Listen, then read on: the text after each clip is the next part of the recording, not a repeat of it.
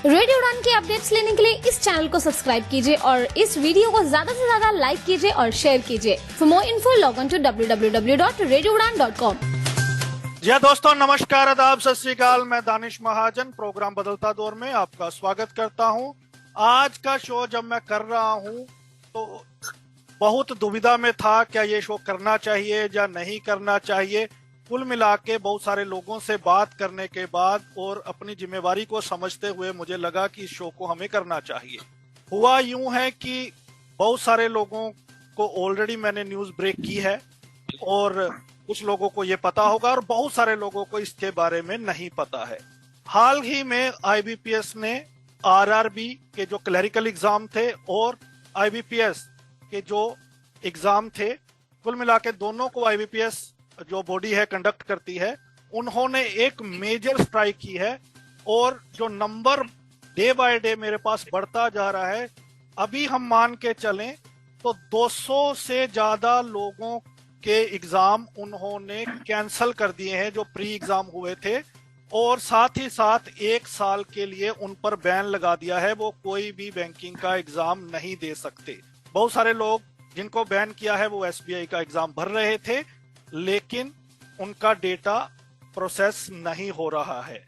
ये एक खतरे की घंटी है। इससे पहले भी मैं बहुत बार आगाह कर चुका हूं और इस शो को करने का मकसद ये है कि जो बच्चे आगे बैंकिंग एग्जाम में जाने वाले हैं को इस न्यूज के बारे में बताया जाए, अपडेट किया जाए, ताकि वो भी बैन होने से बचे। हालांकि आईबीपीएस ने जो भी किया है उसके बारे में किसी तरह की क्लैरिफिकेशन नहीं दी है।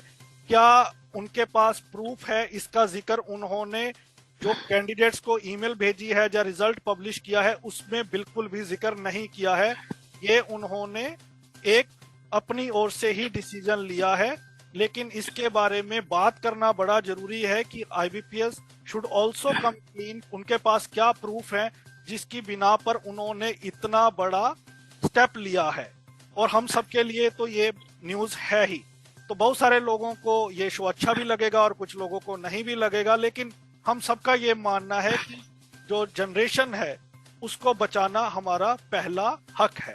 तो इस पर हमारे साथ आज एक बहुत बड़ा पैनल है, उनको इंट्रोड्यूस करवाते हैं। इस शो में हम डिस्कस करेंगे कि कुछ बच्चे इस लड़ाई को कोर्ट में लेके जाना चाहते हैं, क्या उन्हें कोर्ट में लेके जाना चाहिए, किन मुद्दों पर बात करनी चाहिए, ऐसा आईबीपीएस ने क्यों किया, इसके बारे में बात करेंगे, और आगे हमारी रणनीति क्या होनी चाहिए। ये बड़े बिंदु हैं इस शो के। हमारे साथ प्रवीण हैं और मंगल हैं। ये कोर्ट में जा रहे हैं, इसको लेके इस आईबीपीएस में रिफॉर्म्स की बात ये कर रहे हैं।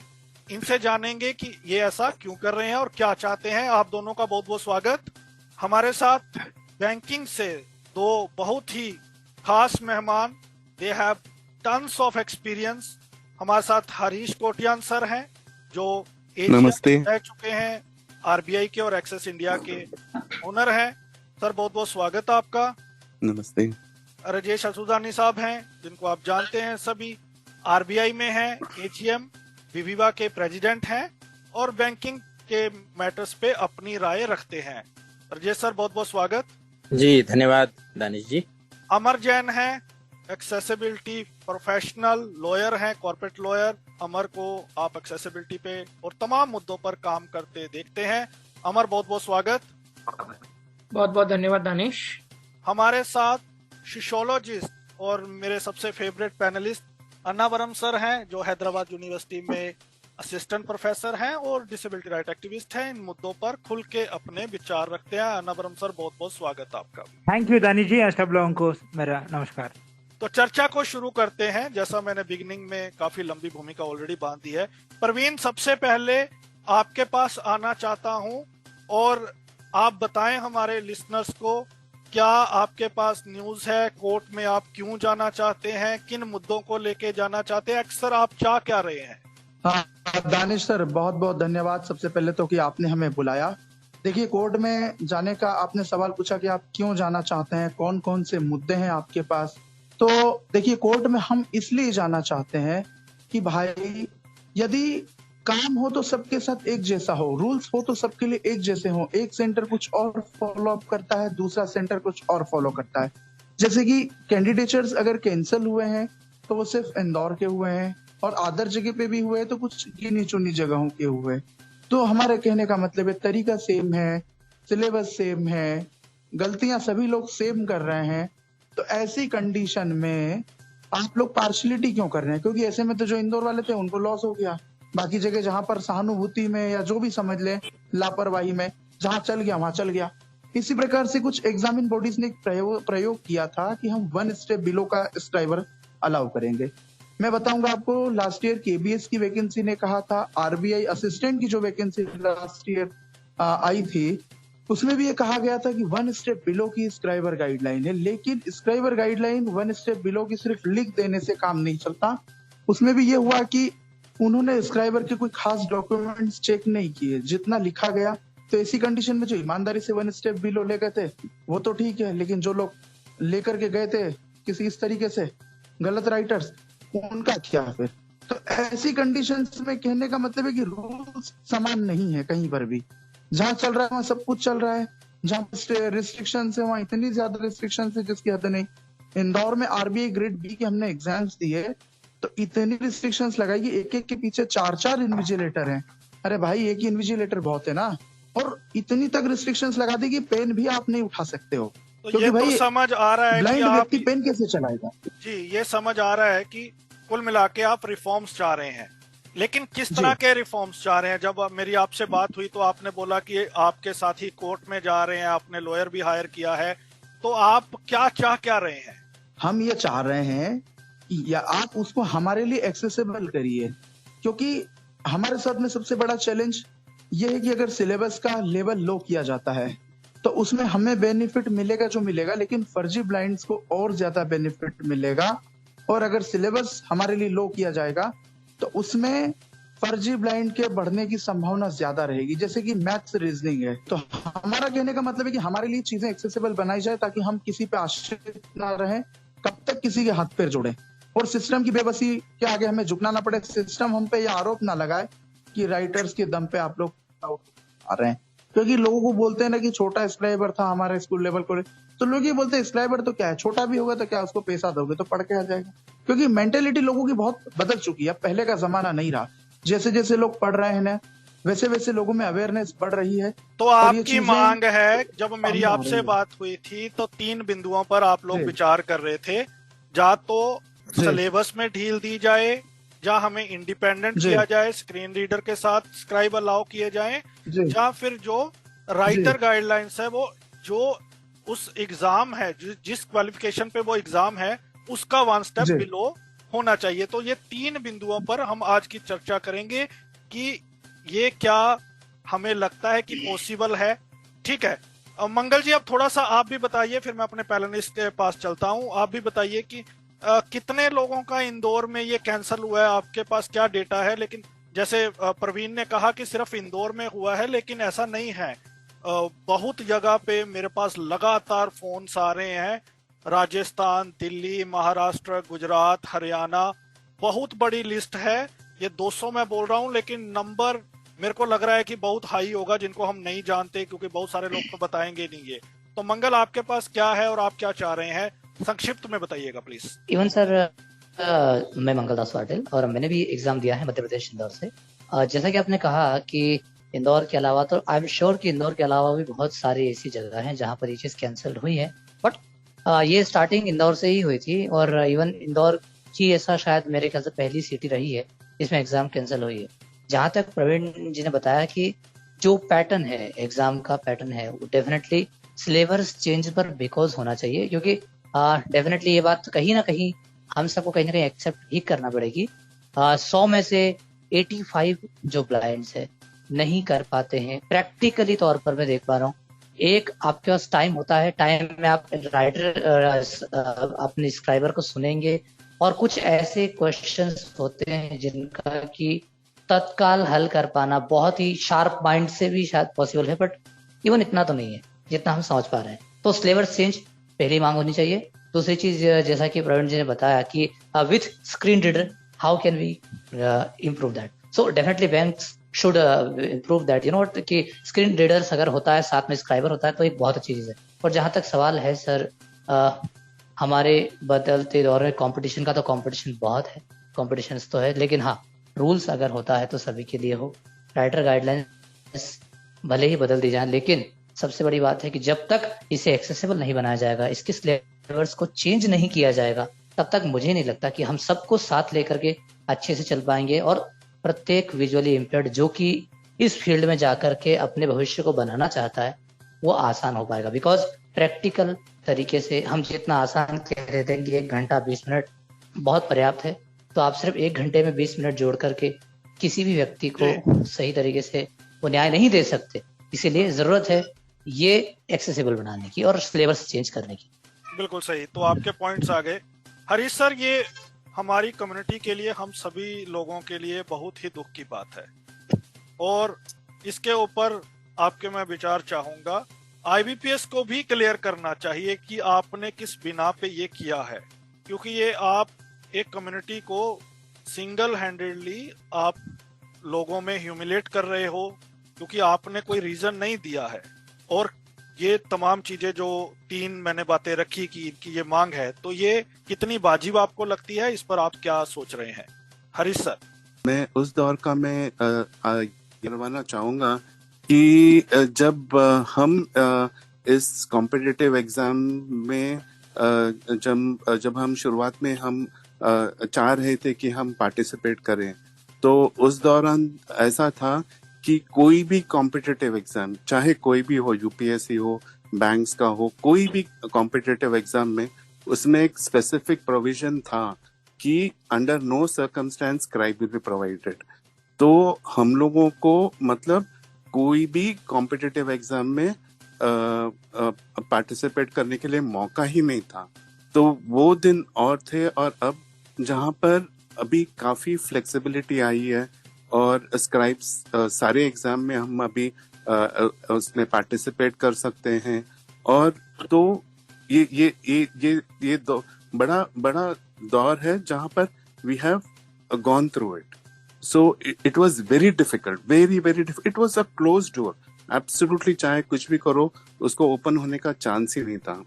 खैर, अभी हम उस दौर से तो निकल आए हैं, और हमारा कोशिश था कि इस एग्जामिनेशन जो स्क्राइब का जो जब ओपन हुआ तो उसको इतना फ्लेक्सिबल बनाए, इतने ब्लाइंड पर्सन सेंट्रिक बनाए कि हम हर एक सिचुएशन में वो काम करे। उस तरह से हमारा बहुत कोशिश था, और हम सफल भी हुए।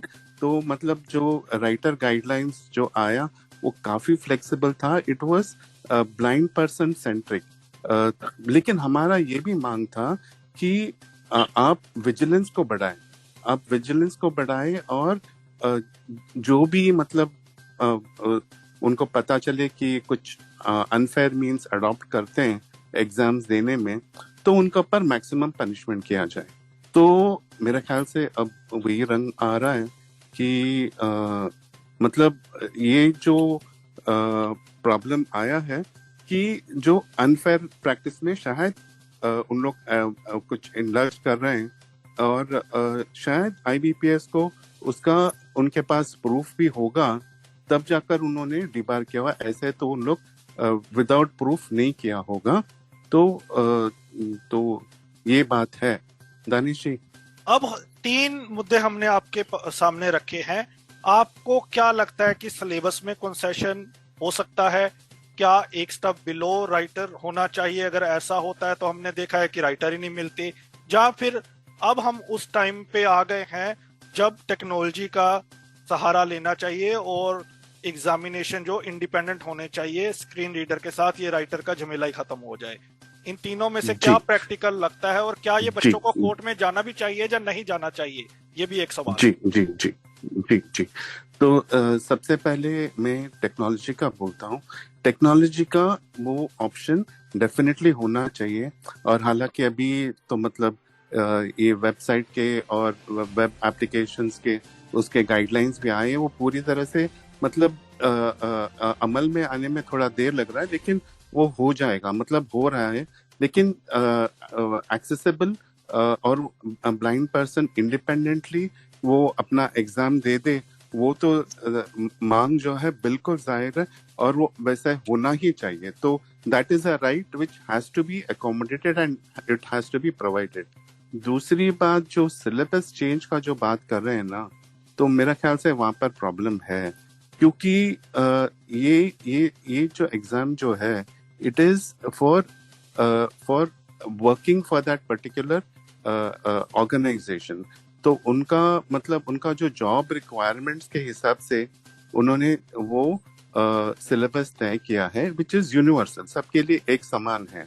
तो जब उन्होंने वो तय किया है तो जो उसके लिए मतलब काबिल है, उस एग्जाम को देने के लिए काबिल है, तो वो उस एग्जाम को देगा। और फिर मतलब अगर वो नहीं कर पा रहा है तो उसका मतलब यही निकल आता है कि they are not qualified for performing that job, and if they are not qualified for performing that job, तो कैसे हम बोल सकते हैं कि हम उस क्राइटेरिया को आप वाटर डाउन करो, उसको थोड़ा ढीला कर दो। वो शायद मांग शायद वो एक्सेप्टेबल नहीं होगा। और फिर बात तो फिर यही होगा कि like we are not capable of doing that job. And when it comes to competition, like अभी कुछ लोग कर पा रहे हैं, कुछ लोग नहीं कर पा रहे हैं। तो जब कुछ लोग कर पा रहे हैं, वो एग्जाम्स को क्लियर कर रहे हैं, और आपका कंपटीशन आपके कम्युनिटी के अंदर ही है, क्योंकि जॉब रिजर्वेशन है, तो जॉब रिजर्वेशन में जो टॉप उनमें से मतलब जितने नंबर आ जाएंगे उन लोग क्वालिफाई हो जाएंगे।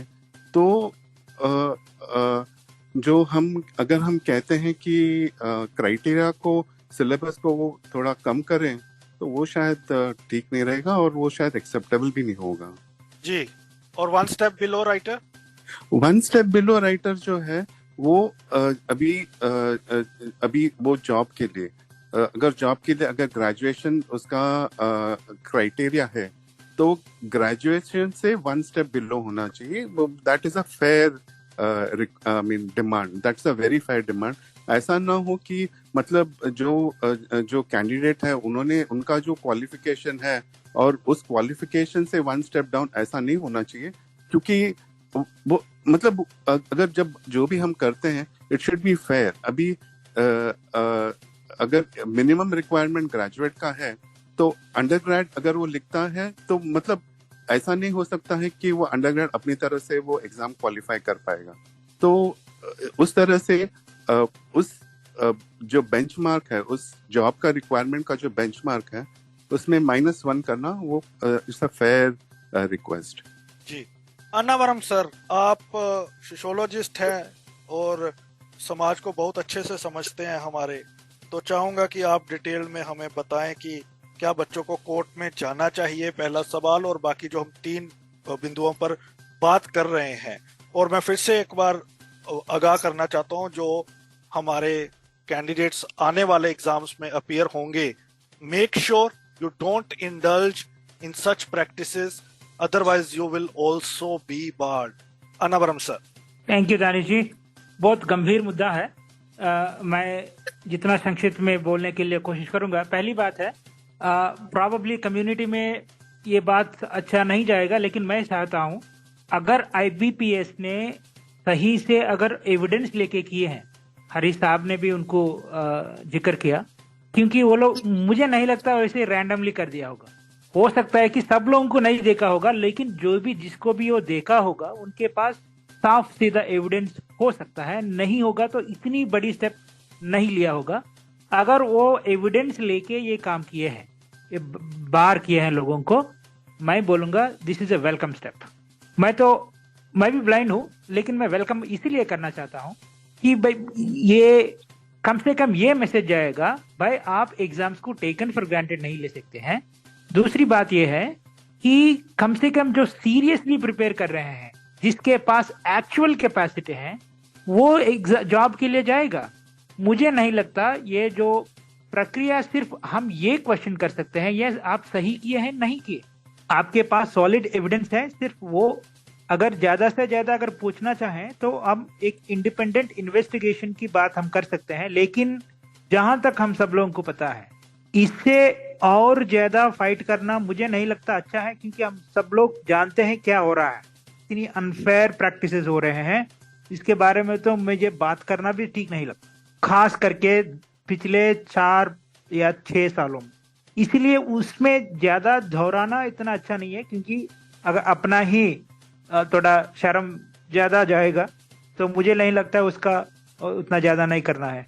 वो लोग जरूर उन लोगों के पास एविडेंस हो सकता है, लेकिन इसी दौर पर मैं ये भी बात मैं कहना चाहता हूँ, ये बात को लेके जो ऑलरेडी रिक्रूटेड है वो लोगों को पर लेकिन स्टिग्मा नहीं डालना चाहिए, क्योंकि जो रिक्रूटेड है खास करके ये स्क्राइब गाइडलाइंस वगैरह आने से पहले जो रिक्रूट हुए, मौजूद बात है, हम थैंकफुल है कि हमारे पास 2 वक्ता ऐसे हैं, वो लोग हैं जो रिक्रूट हुए हैं उस समय पर कोई स्क्राइब की प्रक्रिया ही नहीं था। असदानी साहब है, हरीश सर है, जब वो लोग 90s में रिक्रूट हुए हैं उस समय पे, क्योंकि जब मैं 2000 में उस पर पे हम लिखने के लिए कोशिश कर रहे थे ऑलमोस्ट इम्पॉसिबल था।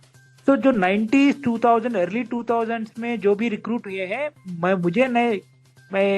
मुझे जरूर ये लगता है वो एक्स्ट्रॉर्डिनरी लोग हैं। उस स्थिति पर भी वो लोग बैठ के एग्जाम लिख के आए हैं, इसीलिए ये मैसेज नहीं जाना चाहिए। इसीलिए बहुत सेंसिटिव बात है कि भाई जो ऑलरेडी बैंक में काम कर रहे हैं वो भी ऐसे आए होंगे नहीं, ये हमको ये फेज आउट करना होगा। ये सब मैल प्रैक्टिसेस की चांस आई है सिर्फ पिछले 6 साल से या 8 साल से मैक्सिमम। उससे पहली वाली स्थिति बहुत गंभीर था, वो अदर एक्सट्रीम था, हरी साहब ने उसका जिक्र भी किया था। तो ये जरूर जो भी पब्लिक डिबेट है वो पब्लिक डिबेट में ये बात हम ये दोहराना चाहिए कि भाई ये मैल प्रैक्टिसेस की बात पहले नहीं था। जो पहली लोग आए हैं मुझे लगता है वो साइटेड लोगों से भी एक्स्ट्रॉर्डिनरी लोग हैं, क्योंकि इतना दिक्कत थे उस समय पे और वो फिर भी उसको कंपटीशन में आए हैं। ये बात भी हमको कम्युनिकेट करना, लोगों को बताना बहुत इंपॉर्टेंट है। नंबर 3, ये स्क्राइब गाइडलाइंस की एवोल्यूशन भी हम देखना चाहिए। 50 साहब थे 2012-2013 में पहली बार हमको स्क्राइब गाइडलाइंस आए, बहुत फ्लेक्सिबल था। उसमें ये एक ग्रेड नीचे रहना, वो ग्रेड ऊपर रहना, ये बात सब नहीं था। सिर्फ ये कहा था anybody who seeks scribe should be given a scribe, but invigilation is the duty of the examination centre. 2018 में हम सिर्फ उस समय पे हम शो किए थे, दानिश जी को याद होगा, उस समय पे भी बहुत बड़ी बात हुई थी हमारी। 2018 में बहुत बातें बाहर आए और स्क्राइब गाइडलाइंस फिर दोबारा लिखा, ड्राफ्ट किए थे। उसमें ये बात एक्चुअली आया था कि भाई हम एक 1 रैंक बिलो रखेंगे, बहुत चेंजेस आया था। तो स्क्राइब गाइडलाइंस में क्या आना चाहिए, मुझे लगता है कि 2013 वाला अगर कोई good spirited highly well spirited man अगर उसको इंप्लीमेंट करना चाहते हैं 2013 scribe guidelines are absolutely fine. Scribe guidelines से मुझे कोई दिक्कत नहीं लगती। Now will come to those 3 point. Praveen और मंगल जी ने जो भी वो कोर्ट पे जाना चाह रहे हैं, मैं ये भी साफ सीधा कहना चाहता हूँ। नंबर 1, अगर आप एग्जामिनेशन सिलेबस की चैलेंज करना है भाई, this is my strong suggestion, please don't do that, you will be blamed in the court. Court ने पहली बात है कि आपको कोर्ट चैलेंज ही एक्सेप्ट ही नहीं करेगी, क्योंकि you are competing for a post. Examination syllabus cannot be there cannot be 2 different levels of exam for 1 post. अगर बाय एनी चांस, क्योंकि ये सब एक बार होता है कोर्ट में, हाईली सिंपैथेटिक मैन कोई भी होगा, जज हाईली सिंपैथेटिक होके अगर एक्सेप्ट भी किए, उनका रैनिफिकेशंस भी मैं बताना चाहता हूँ। ये आपकी मार्किंग और जनरल लोगों की मार्किंग डिफरेंट हो जाएगी, क्योंकि आपकी जब सिलेबस आपके, अगर हाइपोथेटिकली स्पीकिंग, अगर आपकी सिलेबस लोअर किया जाता है तो आपको रिलैक्स स्टैंडर्ड माना जाता है। उसका मतलब यह है अगर जितना भी ज्यादा मार्क्स आए हैं आपको जनरल पोस्ट में नहीं कंपटीशन नहीं होगा, सिर्फ रिजर्वेशन में ही आपको, जो irrespective of the score you have in the exam, सिर्फ आपको रिजर्वेशन पोस्ट का ही कंसिडरेशन दिया जाएगा। और इससे मुझे लगता है कि उसमें this is highly impossible possibility. अगर होगा तो मैं बोल रहा हूँ रिलैक्स्ड स्टैंडर्ड में अगर वो एक्सेप्ट करेंगे तो उस आपका भी जिस स्टेटस है that will be very very different. और बहुत बड़ी दिक्कत ये होगी क्योंकि अगर सिलेबस लोअर किया जाता है, remember that is not going to be only for totally blind. As per RPWD act disability starts from 40%। अगर कल लोअर स्टैंडर्ड किया जाए, कौन बेनिफिट ज्यादा होगा इसमें? The one who has more site 40%, 50%, I am just talking from the blind point of view, they will have the highest advantage because they anyway know the script. They must have read it. They are equal to cite it because they have access to the script. Script ने करके वो लोग exam वो लोग ही लिखेंगे। आपकी जो court में फाइट करके लोअर स्टैंडर्ड अगर लाएंगे, अगर आप सक्सेस हो तो उसका बेनिफिट आपको नहीं आएगा। वो बेनिफिट वो ज्यादा से जो कम डिसेबिलिटी है वो लोग उनके पास जाएगी। और सबसे ज्यादा, और हरीश सर ने ये बात कही, मैं भी सिर्फ उसको दोहराना चाहता हूँ, when you are competing for a post, when you are going to the court के सामने जाके आप बोलेंगे, मंगल ने कहा ये बात, बहुत मैं थोड़ा आपको कोशिश रहना होगा मंगल और या प्रवीण, कि अब आपने बोला 80% ऑफ द ब्लाइंड ये पेपर को नहीं कर सकता। आपको हम कौन है वो बात बोलने के लिए?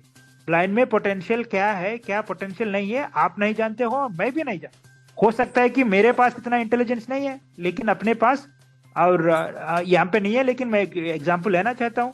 वो अपना रामकृष्णा साहब थे DGM IDBI if I am not wrong, and there are people chartered accountants, they are far far better than many of us. इसीलिए जब भी आप इतना कोई पब्लिक इश्यू लेते हैं, अब बहुत केयरफुल रहना होगा।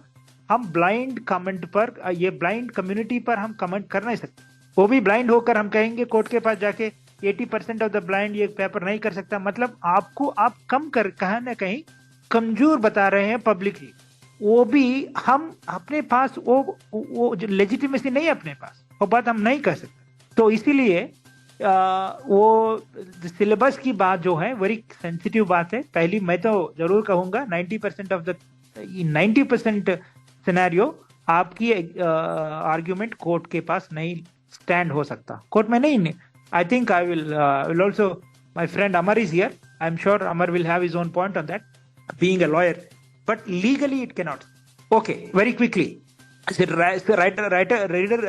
स्क्राइब के लिए बारे में तो मैं इतना बात नहीं करूंगा, लेकिन जो एक्सेसिबल टेस्टिंग है वो तो पहले से भी मैं I am the one of the biggest voter of accessible exam.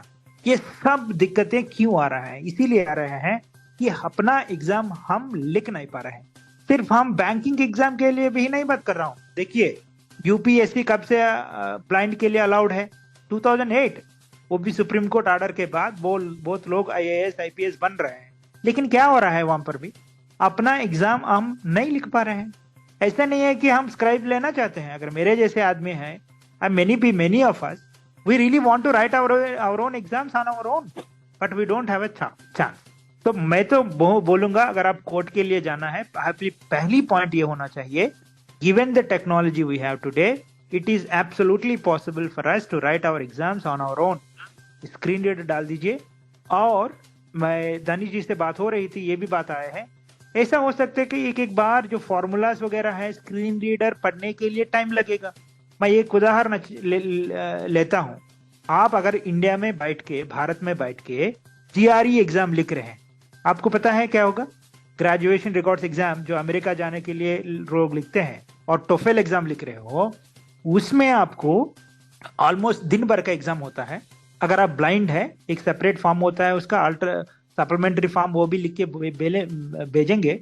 आपको स्क्रीन रीडर देंगे, आपकी एक सेपरेट रूम होगा, आपकी कंप्यूटर, आपकी स्क्रीन रीडर, और पूरा पेपर ब्रेल में दिया जाएगा।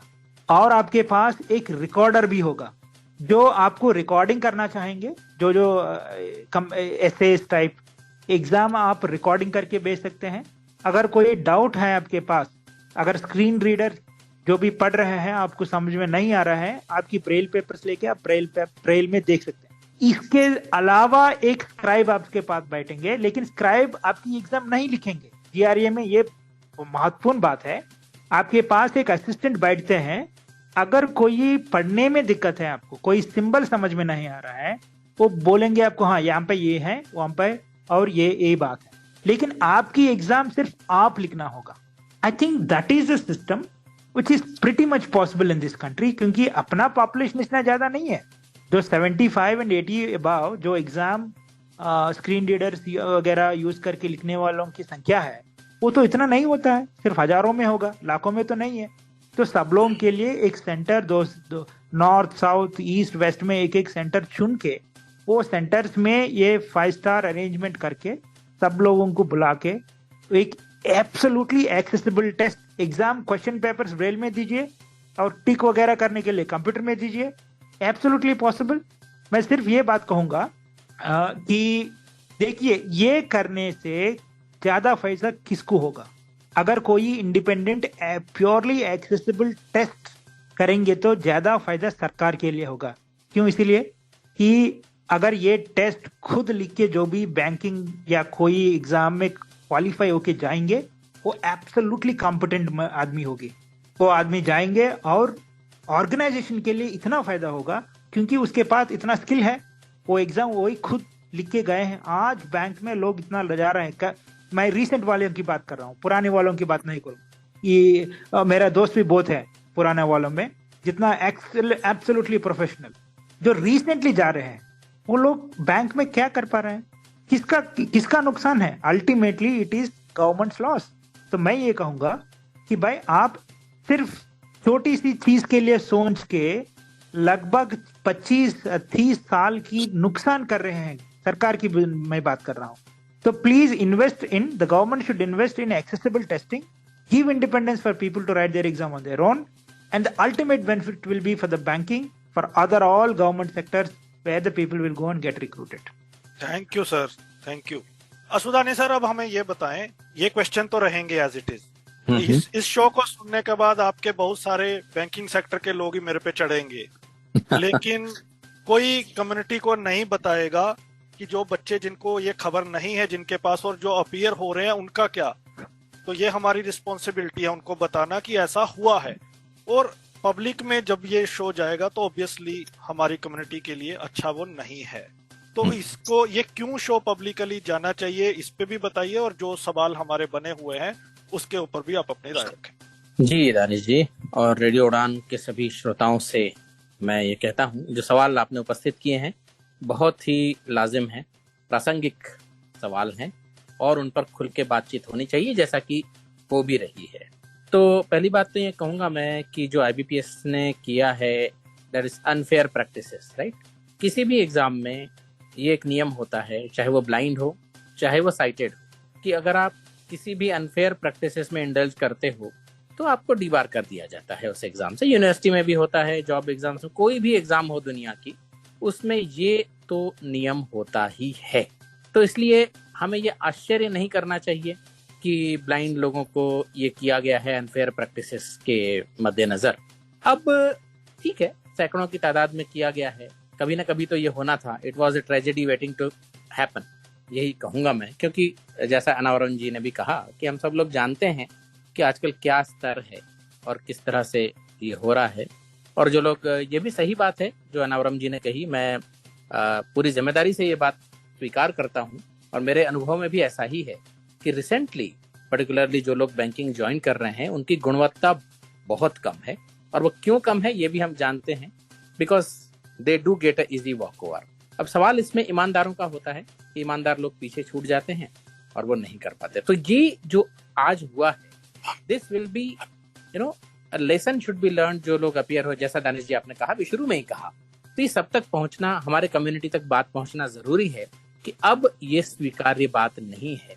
अनफेयर यूज हम क्राइब का भी नहीं कर सकते, और कोई भी unfair practice I equate it, चाहे आप नोट्स ले जाओ वहां से देख के लिखो या स्क्राइब से हेल्प से लिखो, है तो चीटिंग ना। तो जो चीटिंग है वो काबिल बर्दाश्त चीज नहीं है। और इसलिए भी नहीं है कि ये जो हमें स्क्राइब गाइडलाइंस इवन 2018 में जो मिली हैं, 2013 में तो बहुत अच्छी थी, लेकिन 2018 में भी जो स्क्राइब गाइडलाइंस हैं ये भी बड़ी जद्दोजहद करके मिली हैं। जैसा कोटियन सर ने कहा भी कि आज तक जो मिला है उसकी जो कद्र होनी चाहिए वो कद्र शायद आज की पीढ़ी में बहुत कम होती जा रही है दिनों दिन। तो अब सवाल ये है कि जो लोग कोर्ट में जाना चाहते हैं इसको लेके, इनके लिए जो परामर्श दिए गए, मैं भी अपनी तरफ से, मैं दोहराऊंगा नहीं बातें, मैं अगर शामिल राय हूं उनसे तो मैं शामिल हूं। तो पहली बात, कोर्ट में केवल इसलिए जाया जा सकता है कि वाकई क्या अनफेयर प्रैक्टिसेस हमने की, टू एग्जामिन दिस, क्योंकि केवल IBPS के कहने भर से नहीं होता। ठीक है, उनके पास सबूत भी होंगे, ये मैं मानता हूँ, आजकल शायद वीडियोग्राफी भी होती है। तो अव्वल तो ये बात है कि वीडियोग्राफी नोटिफिकेशन में मेंशन होना चाहिए कि एग्जाम्स की वीडियोग्राफी होगी। आजकल अगर नहीं होता नोटिफिकेशन में मेंशन तो बिल्कुल गलत बात है, होना चाहिए मेंशन। और उसके बाद वीडियोग्राफी केवल ब्लाइंड की नहीं, सारे के सारे सेंटर्स, इवन साइटेड की सारे कैंडिडेट्स की वीडियोग्राफी अगर होती है तो ब्लाइंड की वीडियोग्राफी भी हम स्वीकार कर सकते हैं, अन्यथा नहीं। ये सारी चीजें कोर्ट के सामने जब होंगी कि हाँ भाई सारे लोगों की वीडियोग्राफी होती है और फिर ब्लाइंड की हुई और उसमें क्या अनफेयर प्रैक्टिसेस पाई गई पर्टिकुलर केस में, because it may differ from case to case. तो ये अगर इसका जवाब चाहिए आपको और इसके लिए आप कोर्ट में जाना चाहते हैं तो बिल्कुल जा सकते हैं, लेकिन फिर ये भी उसमें संभावना शामिल है कि इट में be proved in the court also, अगर वीडियो है, और वीडियो के साथ ऑडियो भी होना चाहिए। केवल देखने से ये बात समझ में नहीं आएगी कि अनफेयर प्रैक्टिस है या नहीं है। हाँ, अगर कोई एग्जाम हॉल में ही अलग स्थिति में पाया जाता है, वो पता ही चल रहा है कि एग्जाम नहीं अटेम्प्ट कर रहा है, तो बात अलग है, वरना उसका ऑडियो भी आपको सुनना जरूरी है कि स्क्राइब को क्या कहा आपने, स्क्राइब ने क्या किया।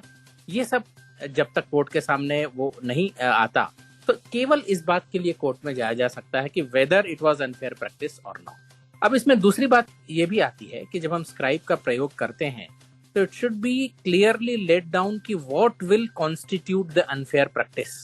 कहीं भी मुझे नहीं लगता कि ये बहुत अच्छे से डिफाइन किया गया है कि स्क्राइब का यूज करते समय अनफेयर प्रैक्टिस क्या है। तो ये भी कोर्ट के सामने बात लाई जानी चाहिए कि आप इनको कहिए कि पॉलिसी डिसीजन लिया जाए कि दिस XYZ अगर स्क्राइब करता है तो ये अनफेयर प्रैक्टिस मानी जाएगी, अन्यथा नहीं। क्योंकि इसमें मैं एक बड़ा एग्जांपल देना चाहता हूँ, रफ वर्क जो होता है। अब मान लीजिए आप कहेंगे 519 को 1097 से मल्टीप्लाई करना है, तो ये मेंटल मैक्स हर एक को आएगा, जरूरी नहीं, साइडेड को भी नहीं आता है, वो कागज और कलम पे लिख के करते हैं। तो ये ब्लाइंड व्यक्ति कैसे करेगा? तो ये ब्लाइंड व्यक्ति राइटर को ही कहेगा कि आप कागज पे लिखें, मैं बताता हूं आपको और क्या करें। और तो ये है रफ वर्क।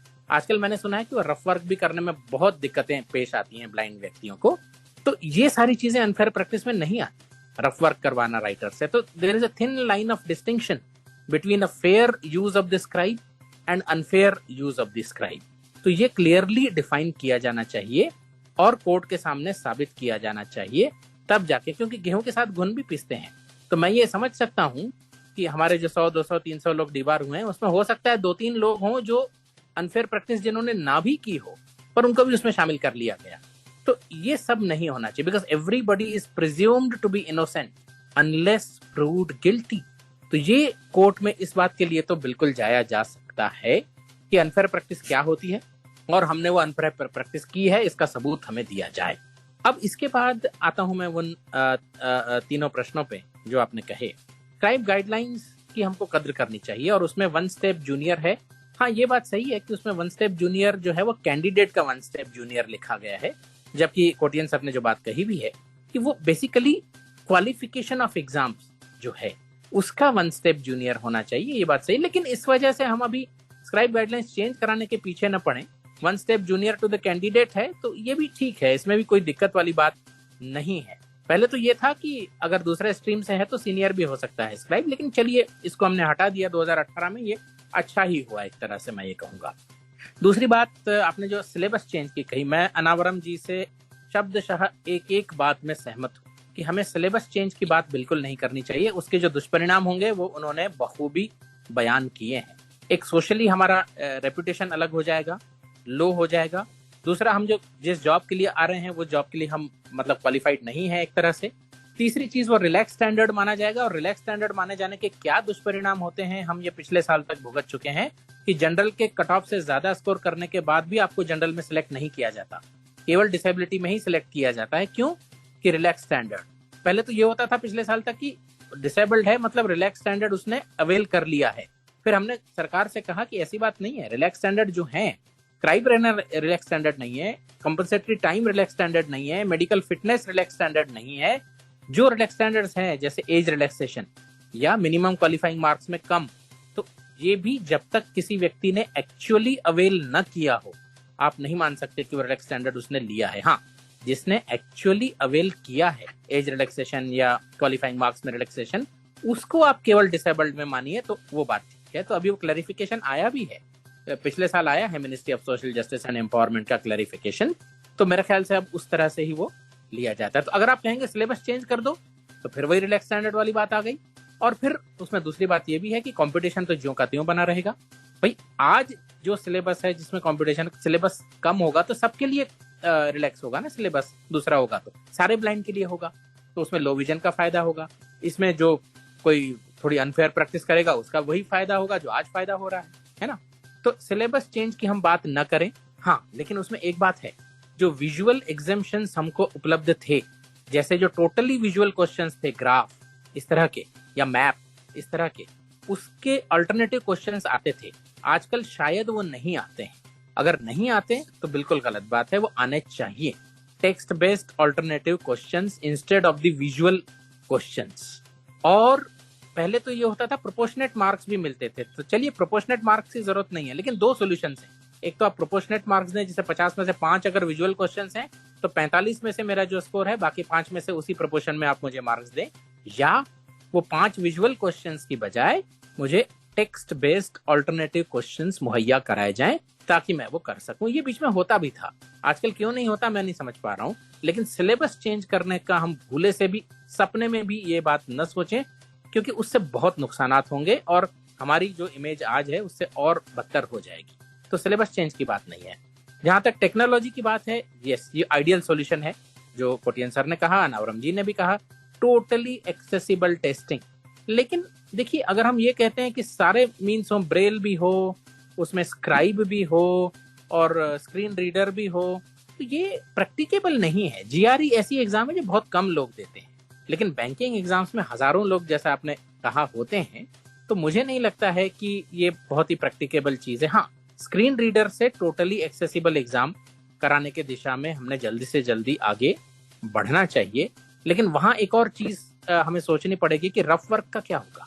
भाई स्क्रीन रीडर में नोटपैड में तो मैं रफ वर्क नहीं कर पाऊंगा, तो वो कागज कलम की बात है। हाँ, टेलर फ्रेम वगैरह का इस्तेमाल तो बिल्कुल आज भी अलाउड है और उस समय भी अलाउड होना ही चाहिए, लेकिन टेलर फ्रेम बहुत कम यूज आजकल होती है। तो खैर, we will leave this for the day when the screen reader is totally implemented और totally accessible testing screen reader के साथ हम दे पाएंगे। ये तो आइडियल सॉल्यूशन, बिल्कुल सही सॉल्यूशन है। आई एम 100% फॉर इट, क्योंकि भाई जो एग्जाम देता है उसको कंप्यूटर लिटरेसी तो मानी जाती है, साइटेड को भी और ब्लाइंड को भी।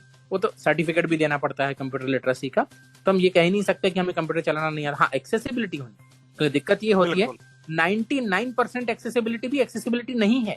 Accessibility is 100% because partial accessibility is no accessibility. तो ये एक बिल्कुल सही बात है। तो इस तरह से या तो हम उस तरफ चलें कि टोटली एक्सेसिबल टेस्टिंग हो, उसमें फिर रफ वर्क का हमको थोड़ा सॉल्यूशन ढूंढना पड़ेगा। सिलेबस चेंज की बात बिल्कुल मेरे ख्याल से जायज नहीं है, और स्क्राइब गाइडलाइंस जो हैं इस समय मेरे ख्याल से वो बिल्कुल ठीक है, इसमें कोई ये बात गुंजाइश नहीं है। मतलब थोड़ी सी बात के लिए हमको उसे टेम्पर नहीं करना चाहिए। जूनियरिटी तो आज भी है कैंडिडेट से, जूनियर मिला के हमारा फोकस ये होना चाहिए कि हम बात करें कि एक्सेसिबल एग्जामिनेशन करवाए जाए। बिल्कुल ये तो होना चाहिए। और कोर्ट में, क्योंकि इसमें दो चीजें हैं असुदानी साहब, कि एक तो जो अमर के पास भी जाना, फिर मैं आपके पास लौट के आऊंगा। जैसे आपने कहा कि कैंडिडेट की क्वालिफिकेशन का 1 स्टेप हो, तो वो कहीं ना कहीं आपको नहीं लगता डिस्क्रिमिनेशन है? जो graduation, for example clerical exam है, ग्रेजुएशन बेस्ड है, जिसने मास्टर की वो तो ग्रेजुएशन वाला लेके जा रहा है, लेकिन जो ग्रेजुएशन का जिसने की हुई है और उसको फिर जूनियर राइटर मिल रहा है, तो ये तो जिसने पीएचडी या मास्टर्स की है उसके साथ with in the community discrimination हो रहा है। अब इसमें आप कह सकते हैं हो रहा है, लेकिन ये भी बात नहीं है ना कि ग्रेजुएशन करते ही इंसान वो राइटर की कोई बहुत बड़ी उसमें चेंज आ जाता है, या पोस्ट ग्रेजुएशन करने से राइटर में कोई बहुत बड़ा चेंज आ जाता है। ऐसी तो बात नहीं है। जो अंडर ग्रेजुएट व्यक्ति होगा तो ग्रेजुएशन करने वाला, क्योंकि हम तो यही कह रहे हैं कि राइटर का अनफेयर यूज तो हमने करना नहीं है, राइटर का तो फेयर यूज ही करना है लिखने के लिए और रफ वर्क करने के लिए। तो उसमें चाहे वो ग्रेजुएट हो चाहे पोस्ट ग्रेजुएट हो, कैंडिडेट अगर पीएचडी है तो राइटर पोस्ट ग्रेजुएट भी होगा, तो उससे राइटर की एबिलिटी का उतना फर्क हमको पड़ेगा नहीं। लेकिन हाँ, थोड़ा बहुत आपकी बात सही है, कुछ हद तक सही है। तो कैंडिडेट से जूनियर नहीं, एग्जामिनेशन क्वालिफिकेशन से जूनियरिटी की बात वैसे सही होना चाहिए, इस तरह से होना चाहिए। लेकिन इस बात के लिए अगर हम स्क्राइब गाइडलाइंस को फिर से रिवाइज करने के पीछे पड़ेंगे तो उससे हमारा मतलब दिक्कत ज्यादा बढ़ जाएगी, ऐसा लगता है, क्योंकि वो फिर सारी चीजें बदल सकती हैं। जी अमर, तो अब आप आए और थोड़ा सा बताएं कि लीगल क्या प्रोविजंस हो सकती हैं, आपकी क्या राय है इसके ऊपर। और साथ ही साथ ये भी चाहूंगा कि ये तो कह रहे हैं प्रवीण और मंगल ये कोर्ट में जा रहे हैं, लेकिन ऑर्गेनाइजेशंस को कैसे जाना चाहिए, इस पर खुल के चर्चा होनी चाहिए और इसका एक समाधान, क्योंकि ये आए दिन इशू हमारे सामने आता है और कहीं ना कहीं हमारी कम्युनिटी के लिए ये बहुत सही नहीं है। बिल्कुल दानिश, काफी अच्छे सवाल और काफी अच्छी चर्चा हुई है। ऑलरेडी पैनलिस्ट, मेरे को पैनलिस्ट ने बहुत कुछ बोला है। मैं सबसे पहले तो ये बताना चाहूंगा दानिश, ये सबसे पहले ऑब्जेक्शन आना शुरू हुआ था यूपीएससी की तरफ से कि पर्सन्स विद डिसेबिलिटीज या persons with blindness unfair use करके स्क्राइब्स का एग्जाम्स दे रहे हैं और एग्जाम्स क्लियर कर रहे हैं। और ट्रेंड अगर देखा जाए पिछले कुछ सालों का, तो ये भी बात सच निकल के आई है कि पर्सन्स विद डिसेबिलिटीज का कट ऑफ जो है वो जनरल कैटेगरी से भी ज्यादा गया है कई बार। अब इसमें दो टाइप के लोग फंसते हैं। एक तो वो लोग फंसते हैं जो जेन्युइनली कॉम्पिटेंट हैं, जिन्होंने जेन्युइनली वो मेरिट। अमर जी, मैं थोड़ा माफी चाहूंगा जी सर। जो कट ऑफ की आपने बात की उसकी वजह ये नहीं है, अनफेयर प्रैक्टिस नहीं है, उसकी वजह रिलैक्स स्टैंडर्ड की बात। सर, रिलैक्स स्टैंडर्ड वाला इशू तो रहा ही है, no doubt, but even otherwise अगर आप रैंक्स देखेंगे, परफॉर्मेंस वाइज मार्क्स अगर आप देखेंगे, तो काफी बार ये ऑब्जेक्शन उठाया गया है एग्जामिनेशन बॉडीज की तरफ से। मैं इसको वैलिड एंड वैलिड नहीं कह रहा, मैं ये बता रहा हूँ सर कि ये ऑब्जेक्शन ये उठाया गया था कि लोग अनफेयर स्क्राइब का यूज करके एग्जाम्स देते हैं और इसलिए ये प्रॉब्लम क्रिएट हो रही है। नहीं, पर उसके बाद जैसे भाई 4 वैकेंसीज रिजर्व हैं तो टॉप 4 वेयर ओनली सिलेक्टेड, उसमें अनफेयर की बात ही नहीं आई। रिलैक्स स्टैंडर्ड का जो इशू था वो बहुत बड़ा इशू। हाँ, वो डेफिनेटली सर बड़ा इसी वजह से वो डिस्टॉर्टेड पिक्चर आती थी कि इतना हाई कट ऑफ चला गया भैया, इतना हाई कट ऑफ गया, बिल्कुल। बट इन प्रॉब्लम्स की वजह से दो टाइप के लोग डेफिनेटली इफेक्ट हुए हैं। एक तो वो लोग जो मेरिटोरियस स्टूडेंट्स हैं या मेरिटोरियस बच्चे हैं जो एग्जाम्स दे करके जेन्युइनली एफर्ट करके अपने मार्क्स लेके आ रहे हैं through proper use of scribe, और एक वो लोग जो ऑनेस्टी से अपने एग्जाम्स दे रहे हैं लेकिन उनको अपनी सही जगह ऑर्गेनाइजेशन में नहीं मिल पा रही है। और कहीं ना कहीं इस पूरी सिचुएशन ने एक बायस क्रिएट कर दिया पर्सन्स विद डिसेबिलिटीज की तरफ कि लोग इस टाइप से अनफेयर यूज करके या अनफेयर मीन्स के थ्रू ये एग्जाम्स क्रैक कर रहे हैं। अब जहां तक बात है इस मुद्दे की कि अभी जो सिचुएशन आई है हमारे सामने जहां 200 से ज्यादा विजुअली इम्पेयर्ड लोगों को बैन किया गया है, तो देखिए हर एग्जामिनेशन बॉडी के पास सर्विलेंस मेजर्स होते हैं और with increasing technology surveillance measures की कई तरह के हो सकते हैं, चाहे वो सीसीटीवी फुटेज के थ्रू देखा जाए, चाहे वो वीडियोग्राफी के थ्रू देखा जाए, चाहे बहुत सारे तरीके हैं अपार्ट फ्रॉम फिजिकल इन्विजिलेशन। तो अगर उन सर्वेलेंस मेजर्स के थ्रू ये बात सच निकल के आ रही है कि ऐसा कुछ हुआ है जिसकी वजह से अनफेयर मींस यूज करके एग्जाम्स दिए गए हैं, तो डेफिनेटली ये डिपार्टमेंट काफी रीजनेबल है। 1 साल का department is, I think it's quite reasonable. But जैसा कि राजेश सर ने कहा, बिल्कुल ठीक कहा कि जो लीगल एंगल सर ने बताए कि क्या आपका कंसेंट लिया जाता है या क्या आपके नोटिफिकेशन में या एडवर्टाइजमेंट में कहीं भी कुछ कहा जाता है कि what are the surveillance measures that examination body uses, और उसके अलावा वीडियोग्राफी अगर हुई है तो सब कैंडिडेट्स की हुई है नहीं है, वो सारे काफी पर्टिनेंट पॉइंट्स हैं। अब जहां तक मैं सिलेबस वाली बात जो अभी उठाई प्रवीण और मंगल ने, इसके लिए मैं कहीं ना कहीं एक बार ये भी कहना चाहूंगा कि हमारे एजुकेशन स्टैंडर्ड्स और स्पेशली जो हमारे स्कूल्स जो पर्सन्स विद डिसेबिलिटीज के लिए स्पेसिफिक स्कूल्स बने हुए हैं जो केवल पर्सन्स विद डिसेबिलिटीज को या पर्सन्स विद ब्लाइंडनेस को एजुकेट करते हैं, वहां का स्टैंडर्ड अब अपग्रेड करने की जरूरत है in terms of what we are teaching to our kids. हम बच्चों को क्या सिखा रहे हैं। कई बार स्कूल्स में काफी सारे स्टेट्स में 6 के बाद मैथ्स नहीं कराई जाती या 8 के बाद मैथ्स नहीं कराई जाती। लॉजिकल रीजनिंग नाम का सब्जेक्ट तो शायद स्कूल्स में अभी भी होता ही नहीं है, क्योंकि 99% majority of the schools arts predominant schools हैं, काफी लोग हैं जो कॉमर्स की तरफ भी आकर्षित हुए हैं, लेकिन वो संख्या अभी भी काफी कम देखी जाती है। तो उसमें 2-3 मुद्दे हैं। एक तो ये कि ऐसे मतलब हमारे जो टीचर्स हैं वो इतने स्किल्ड हों कि वो ब्लाइंड बच्चों को कैसे इन सब्जेक्ट्स में बेटर कर सकते हैं, उनकी कंप्यूटेशनल स्किल्स, उनकी रीजनिंग स्किल्स कैसे इंप्रूव कर सकते हैं। एक तो वो जरूरी है हमें सोचना। दूसरा जो मुद्दा है एक्सेसिबिलिटी वाला, कि करिकुलम हमें एक्सेसिबल फॉर्मेट में मिले, ना केवल कॉम्पिटिटिव एग्जाम्स का बट इवन हमारा जो एजुकेशनल मटेरियल चाहे स्कूल का हो या कॉलेज का हो या इन सब्जेक्ट्स पे स्पेसिफिकली जैसे लॉजिकल रीजनिंग और मैथमेटिक्स, जो कि बहुत इंपॉर्टेंट मुद्दे बन जाते हैं पर्सन्स विद ब्लाइंडनेस के लिए, वो हमें एक्सेसिबल फॉर्मेट में मिले और उससे हमें सही सीखने का तरीके, एक्सेसिबल लर्निंग के माध्यम से हमें ये चीजें सिखाई जाए, वो बहुत इंपॉर्टेंट है, ताकि हमें ये सिचुएशन हमें ना फेस करनी पड़े कि हम सिलेबस में जो है रिलैक्स स्टैंडर्ड्स की बात करने लगे। ऑलरेडी ये बता दिया गया है पैनलिस्ट द्वारा, तो मैं इस पे ज्यादा समय नहीं लूंगा कि सिलेबस में रिलैक्स स्टैंडर्ड लाना या सिलेबस को कम करना कि और लोगों से कितना नुकसानदायक है और क्यों ये सही अप्रोच नहीं है। तो एक्सेसिबल एग्जामिनेशन होना चाहिए, बिल्कुल ये हमारी डिमांड होनी चाहिए कोर्ट से। Alternative questions in lieu of visual questions, ये भी एक रीजनेबल अकोमोडेशन के माध्यम से डेफिनेटली पहले होता था, अब अगर नहीं हो रहा है तो ये गलत है, डेफिनेटली ये होना चाहिए, बहुत जरूरी है। अब प्रॉब्लम है मेरे हिसाब से ये, आई थिंक आने वाले 5, 6, 8 साल तक की प्रॉब्लम, और मैं इसको मान सकता हूँ अगर हम इन चीजों पे काम करना स्टार्ट करें और एनवायरनमेंट को इम्प्रूव करें, लर्निंग एनवायरनमेंट को इम्प्रूव करें, बच्चों की स्किल्स बढ़ाएं, तो जो अभी जो लॉट निकल के आ रहा है वो एटलीस्ट आने वाले 5, 6, 8 साल तक उनको कैसे हम इस लेवल पे लाएं कि वो बिना स्क्राइब की मदद लिए स्पेशली सब्जेक्ट्स लाइक मैथमेटिक्स और रीजनिंग में अच्छा परफॉर्म कर पाए। तो उनके लिए क्या हम करिकुलम डेवलप कर सकते हैं, क्या हम जो ऑलरेडी कॉम्पिटिटिव एग्जाम्स के मटेरियल्स हैं उसमें हम फेरबदल करके उन्हें कैसे बेटर सिखा सकते हैं, आई थिंक उस पर भी एक फोकस होना बहुत जरूरी है। दानिश, तो ये हमारे पैनलिस्ट की राय थी, हमने काफी देर चर्चा की है। 1-1 मिनट मैं आप सभी को और दूंगा क्लोजिंग कमेंट के लिए।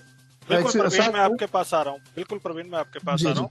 तो मैं आप सबसे ये चाहूंगा कि अब ये बताएं, ये तो हमने समस्या की बात की, क्या क्या होना चाहिए, कैसे कैसे होना चाहिए, क्या क्या पॉसिबिलिटीज है।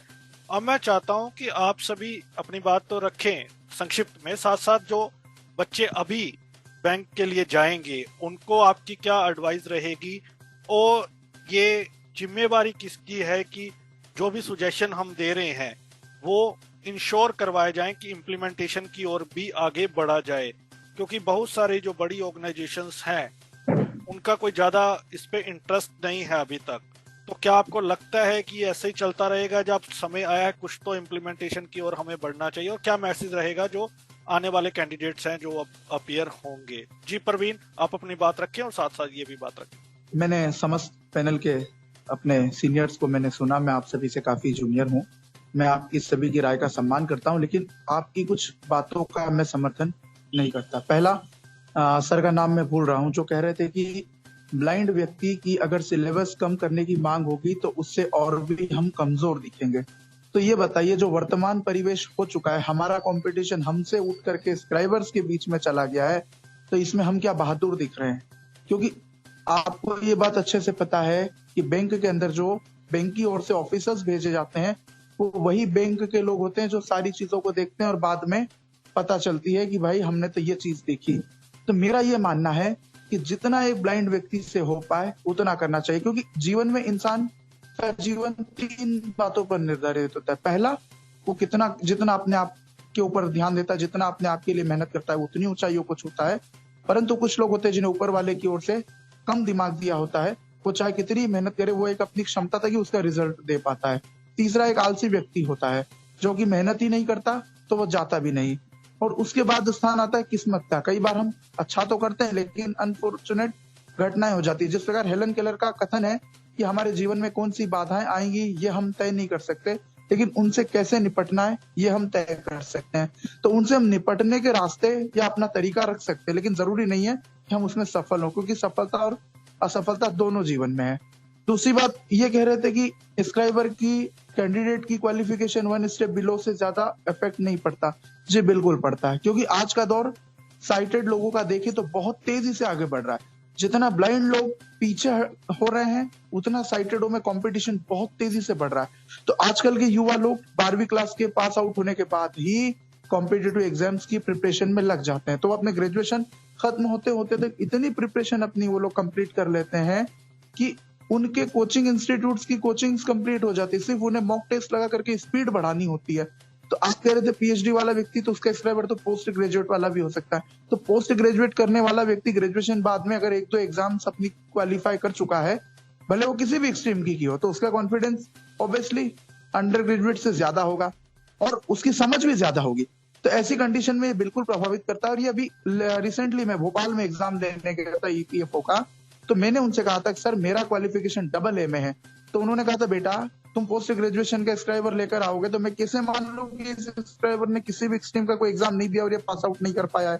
बोले ये ऐसा तो फिर पीएचडी वाला व्यक्ति तो फिर कोई मतलब ही नहीं। हाँ, अंडर ग्रेजुएट तक का समझ में आता है कि वो लोग उस लिए एलिजिबल नहीं होते हैं, तो वो एक पल अगर उन्होंने कोई एग्जाम नहीं दिया तो नहीं भी पास आउट करा। लेकिन अगर अंडर ग्रेजुएट बंदे की भी प्रॉपर अगर प्रिपरेशन हो गई हो तो वो उसको निकाल देता है।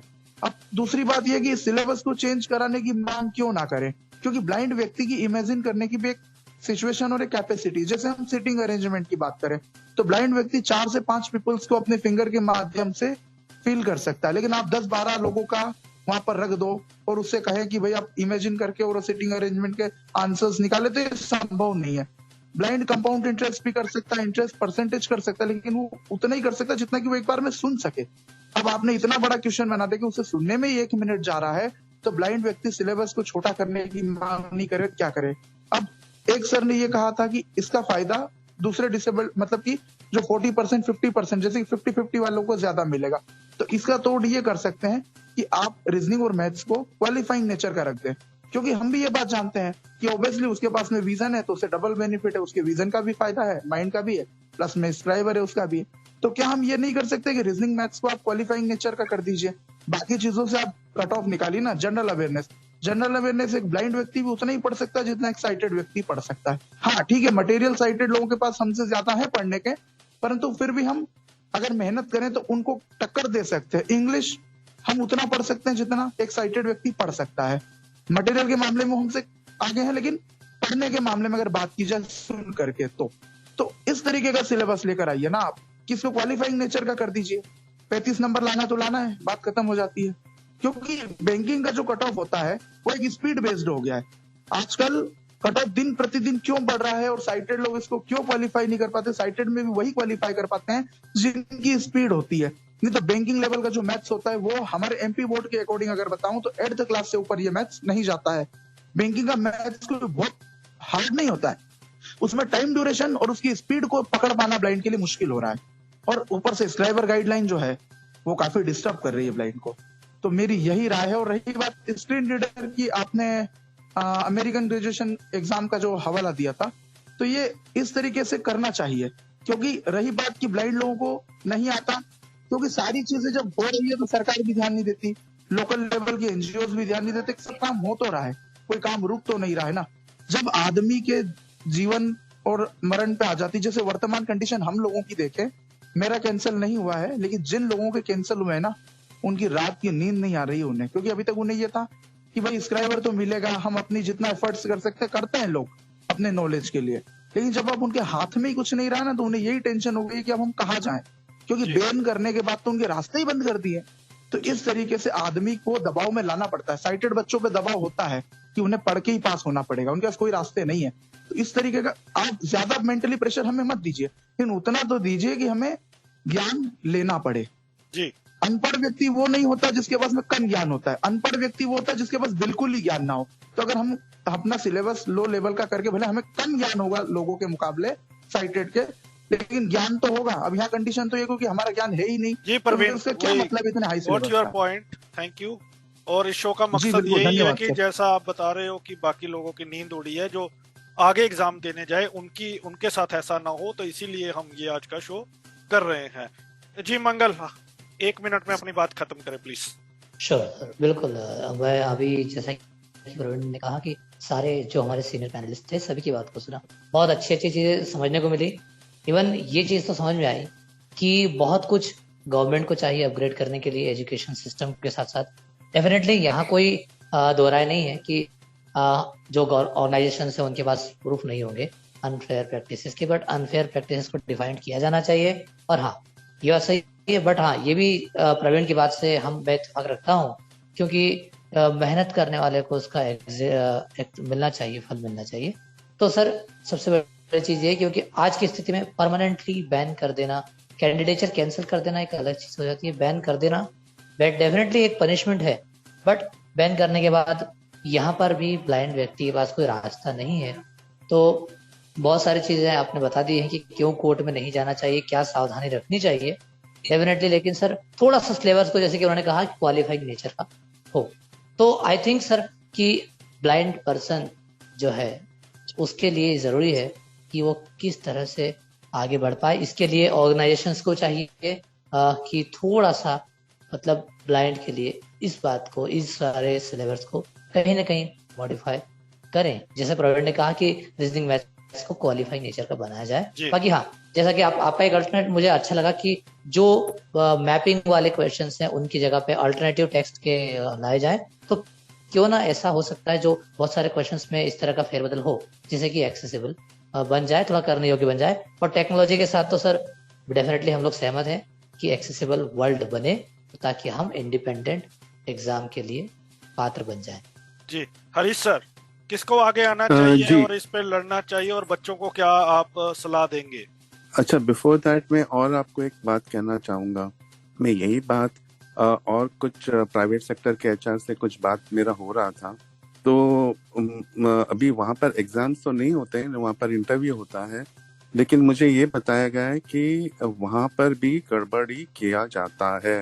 जो डिसेबल्ड, जो ब्लाइंड कैंडिडेट्स जो है वहाँ पर भी गड़बड़ करते हैं। लेकिन अभी मैं ये नहीं बताऊंगा कि कैसे करते हैं, because that will not be good. लेकिन उन्होंने ये बताया मुझे कि उन लोग ऑब्जर्व करते हैं, और उन लोग जब उनको पता चल जाता है कि कुछ तो गड़बड़ है, कुछ तो गड़बड़ कर रहे हैं, तो उन लोग कैंडिडेट को कुछ नहीं कहते हैं, लेकिन बैकएंड में उनको परमानेंट बैन करते हैं। तो अभी ये जो है, मतलब ऐसा नहीं कि ये सिर्फ मतलब पब्लिक सेक्टर एग्जाम्स के लिए इस तरह का प्रॉब्लम आता है, ये प्राइवेट सेक्टर में भी आता है, और वहाँ पर भी मतलब लोगों को उस तरह का ज्ञान हुआ है कि ब्लाइंड लोग एंड डिसेबल्ड लोग कुछ माल प्रैक्टिस करते हैं। जी सर, आप अपने क्लोजिंग कमेंट रखें अब कि कैसे ऑर्गेनाइजेशंस आगे आनी चाहिए, और जो बच्चे अभी आने वाले एग्जाम्स में शामिल होंगे उनको क्या प्रिकॉशंस लेने चाहिए? तो एक तो है कि मतलब उनको अपना पढ़ाई जो है, प्रैक्टिस जो है, वो बहुत अच्छी तरह से करना चाहिए। आजकल बहुत सारे संस्था ब्लाइंड स्टूडेंट्स को प्रिपेयर करते हैं ये कॉम्पिटिटिव एग्जाम्स के लिए, और उनको अच्छी तरह से प्रिपेयर करते हैं, बहुत लंबा ट्रेनिंग भी होता है। तो वो सब करने से उनको ऑन पार आने में मौका मिल जाता है। तो मेहनत तो करना ही पड़ेगा, बिना मेहनत किए तो होगा नहीं। हमारे टाइम पे ऐसा हो रहा था कि उन लोग यही समझते थे कि हम कैपेबल नहीं है, हमारे पास वो कैपेसिटी ही नहीं है कि हम वो काम करें, तो इसीलिए उनका कहना था कि हम आपको एलिजिबल ही नहीं करते हैं। तो अभी तो मतलब वो निकल आ गया है कि अभी हमने प्रूव भी किया है कि हम वो काम अच्छी तरह से कर सकते हैं। लेकिन यही बात है कि ये जो माल प्रैक्टिस का जो है वो सीरियस इशू है, उसके लिए मतलब पनिशमेंट जो होना है वो होना ही चाहिए। और अभी ये जो कोर्ट में जाने की बात कर रहे हैं, तो मैंने दो चीज मैंने कह दिया कि ये मतलब फेयर है। एक तो जो मिनिमम क्राइटेरिया है उससे वन स्टेप डाउन वो फेयर मांग है, और दूसरी जो मांग है कि इंडिपेंडेंट एग्जाम लिखने के लिए वो छूट होनी चाहिए, वो प्रोविजन होना चाहिए। तो ये दो बहुत फेयर चीज है, और उसके लिए आगे बढ़ सकते हैं। लेकिन अगर कोर्ट में जाते हैं तो एक तो क्योंकि मार्केट प्रैक्टिस की बात होता है, तो वहां पर नॉट ओनली कि वो रिजेक्ट कर लें, लेकिन उनके ऊपर कॉस्ट भी डालने का संभावना है, which can be very very high. And वो ये भी बात उनको ध्यान में रखना चाहिए कि क्योंकि कोर्ट का टाइम वेस्ट करने के लिए कारण उन लोग ये भी मतलब सोच सकते हैं कि ये फ्रिवलेस केस है और कॉस्ट उनका पर पड़ भी सकता है। So this is another thing which they have to be mindful about. जी sir, thank you so much. Rajesh sir.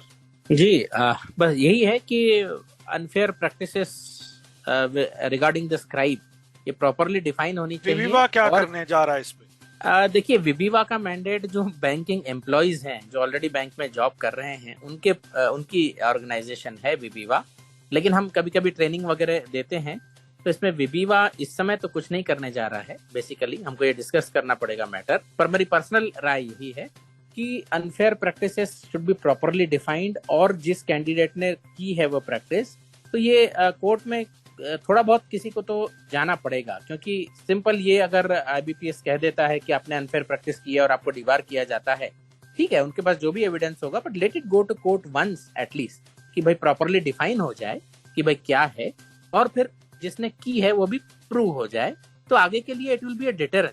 कोई हिम्मत नहीं करेगा उसके बाद इस तरह की। और मेन फोकस हमारा होना चाहिए कि अनफेयर प्रैक्टिसेस ना हो। जो अभी कैंडिडेट्स प्रवीण और मंगल बोल रहे थे कि सिलेबस और ये, लेकिन आप लोगों का फोकस तो ये होना चाहिए ना कि अनफेयर प्रैक्टिस जो माल प्रैक्टिस हो रही है वो हो ही नहीं, तो उसके बाद एडवांटेज स्क्राइब का कैसे मिलेगा, चाहे वो पोस्ट ग्रेजुएट हो, चाहे वो पूरा कोर्स कर चुका हो स्क्राइब या कुछ भी कर चुका हो। लेकिन जब ये उसका यूज इस तरह से संभव ही नहीं रहेगा, और ये इस दिशा में देखिए 2-3 साल ये डिटरेंस का काम करेगा आगे के लिए। कोई स्क्राइब भी पेपर लिखने को तैयार इसलिए नहीं होगा कि मैं आपको उस तरह से सहायता नहीं कर सकता जिस तरह से आप मुझे एक्सपेक्ट कर रहे हो। तो ये इस तरह को हम let us take it positively, और 2-4 केसेस ठीक है कोर्ट में जाएं या फिर कलेक्टिवली जाए कि भाई रियली अनफेयर प्रैक्टिस की है, तभी उसको बार किया जाना चाहिए। गेहूं के साथ घुन नहीं पिसना चाहिए। लेकिन हमारा पूरा फोकस अनफेयर प्रैक्टिस को खत्म पूरी तरह करने के लिए ही होना चाहिए, क्योंकि लेट अस एडमिट कि स्क्राइब का जो प्रोविजन है उसका ये मिसयूज तो हो रहा है। ये कैंडिडेट खुद भी मानते हैं कि उन्होंने नहीं किया होगा, लेकिन ये तो मानते हैं कि इसलिए दूसरे लोग कर रहे हैं, इसलिए हम ये हैं, इसलिए आप सिलेबस कम की। तो खैर, और बाकी टेक्नोलॉजी अल्टीमेट सॉल्यूशन तो वो है। बिल्कुल जितना जल्दी हो सके फुल एक्सेसिबिलिटी के साथ, स्क्रीन रीडर के साथ एग्जाम दिलाई जानी चाहिए। अमर। दानिश, मैं यही कहूंगा कि स्क्राइब का क्वालिफिकेशन इतना ज्यादा मैटर नहीं करेगा जब हम स्क्राइब का प्रॉपर यूज करना चालू कर देंगे। मतलब अगर स्क्राइब कोई हायर क्वालिफिकेशन का भी हो या डिफरेंट स्ट्रीम से भी हो, फर्क पड़ता है। जो आपसे जूनियर स्क्राइब होता है उसमें प्रॉब्लम ये होती है कि कई बार वो आपके technical terms, industry specific terms को नहीं समझ पाता। मैं क्योंकि लीगल इंडस्ट्री से हूं तो मैं आपको एक एग्जांपल दे सकता हूं कि जो लैटिन टर्म्स होते हैं, अभी अगर मुझे हैबियस कॉर्पस लिखाना है स्क्राइब को, वो अगर मेरे से जूनियर है तो मैं उसको बता नहीं पाऊंगा कि भाई हैबियस कॉर्पस की क्या स्पेलिंग होती है या मैंडेमस की क्या स्पेलिंग होती है। मेरे को बहुत टाइम वेस्ट करना पड़ जाएगा अगर वो मुझे उससे समझाना होगा। तो अगर स्क्राइब सेम स्ट्रीम में 1 साल जूनियर भी हो, क्वालिफिकेशन से junior is still fair, still manageable, but ultimately scribe किस क्वालिफिकेशन का है, किस स्ट्रीम का है, क्योंकि availability also becomes a big challenge. कई बार आपको स्क्राइब मिलता नहीं है। आप ऑफन आप देखेंगे कि आपको 12th का एग्जाम देना है और पता चल रहा है कि आपके 11th के बच्चों के या तो एग्जाम है या उनके कोई यूनिट टेस्ट चल रहा है, तो वो एग्जाम लिखने नहीं आ सकते आपका बोर्ड का। सो अल्टीमेटली स्क्राइब का प्रॉपर यूज हो। अनफेयर यूज के लिए इन्विजिलेशन स्ट्रांग होना चाहिए, और ये जो हुआ है ये एक अच्छा मैसेज है कि इन्विजिलेशन अगर सही तरीके से किया गया है तो कैसे होता है, अगर ये प्रूव हो जाता है तो कैसे हो सकता है without letting the candidate know and letting the scribe know. तो ये बहुत अच्छा एग्जांपल हो सकता है अगर ये सही तरीके से एक्सरसाइज, अगर विजडम एक्सरसाइज की गई है ये डिसीजन लेते टाइम। तो ये आने वाले बच्चों के लिए एक सबक साबित होना चाहिए कि आगे जाके ऐसा कुछ वो ना करे, जिससे, क्योंकि 1 साल का बैन, 1 साल तो आपका निकल जाएगा कैसे तैसे, लेकिन ये बैन, वो कहते हैं कुछ दाग जिंदगी में ना लगे तो अच्छा होता है, तो ये वैसा दाग है कि जिंदगी में किसी की ना लगे तो अच्छा है। तो आगे जाके ये ना हो। And of course we should definitely demand for reasonable accommodation and accessibility both, जो हमारा लॉ में प्रावधान भी है। तो ये बहुत जरूरी है कि हम एक्सेसिबल एग्जामिनेशन और एग्जाम में रीजनेबल अकोमोडेशन जैसे अल्टरनेटिव क्वेश्चंस या जैसे सर ने बताया कि अगर आप कंप्यूटर पे एग्जाम दे रहे हैं तो रफ वर्क कैसे करेंगे, उसके लिए क्या प्रोविजंस कर सकते हैं, उस चीजों पे सोचा जाना चाहिए। लास्ट में एक चीज कहूंगा मैं, हमारी ऑर्गेनाइजेशंस जो हैं पीपल विद ब्लाइंडनेस के लिए जो काम कर रही हैं, आई थिंक वहां पे हमें क्वालिटी इंप्रूवमेंट और फोकस मैनेजमेंट की बहुत जरूरत है। वहां पे जो काम अब होना चाहिए वो आज की वास्तविकताओं को देखते हुए, आज की प्राथमिकताओं को देखते हुए होना चाहिए, जो कि अभी नहीं हो रहा है। हम अभी भी एक सीमित दायरे में और सीमित कार्य क्षेत्र में ही अपना काम कर रहे हैं। मैं ये समझता हूँ, क्योंकि मैं खुद एक ऑर्गेनाइजेशन अब चलाने का एक्सपीरियंस गेन कर रहा हूँ, कि जो काम हम कर रहे हैं वो आसान नहीं है और काफी बड़ा काम है। लेकिन जो चीजें अब जो माहौल बदल रहा है, बच्चों की शिक्षा प्रणाली बदल रही है, तो उस हिसाब से हमें भी अपने आप को बदलने की जरूरत है और इसके लिए हमारी ऑर्गेनाइजेशंस को डेफिनेटली काम करने की जरूरत है। Thank you. Thank you so much आप सभी का। आप सबने डिटेल्ड बात रखी और उम्मीद है कि जो हम इस चर्चा को आगे लेके जा रहे हैं इसका कोई सार्थक परिणाम निकलेगा। और ये अच्छा हुआ या बुरा हुआ ये मैं आप लोगों पे छोड़ता हूँ, लेकिन ऑर्गेनाइजेशंस और इंडिविजुअल्स को वाकई सोचने की जरूरत है कि अब हम उस मोड़ पे आ गए हैं जहां इसके जो कॉन्सिक्वेंसेस हैं बहुत घातक हो सकते हैं आने वाले टाइम में। IIVF ने भी अपनी गाइडलाइंस चेंज की हैं, तो कहीं ना कहीं इनपुट मिल रहे हैं एजेंसीज को, तो ये हमारे लिए, हमारी कम्युनिटी के लिए, किसी के लिए भी सही नहीं है।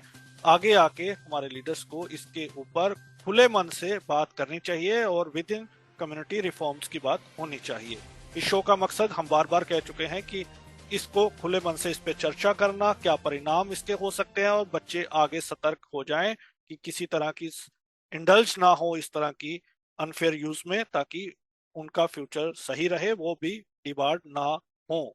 और यहीं पे मुझे इजाजत दिए। जाते जाते एक चीज और आपको बता दूं कि जो हमारे बहुत ही फेवरेट लीडर हैं JL कोल साहब, उनकी तबीयत खराब है, वो गिर गए थे और सीरियस हैं। दुआ करें कि वो जल्द ठीक हो जाएं, तो उनके लिए भी आप सभी लोग दुआ करें। अगले सप्ताह फिर मुलाकात होगी। मिलूंगा आपको बदलता दौर में। नमस्कार। Thank you so much everyone once again. जी धन्यवाद धन्यवाद। Thank you very much.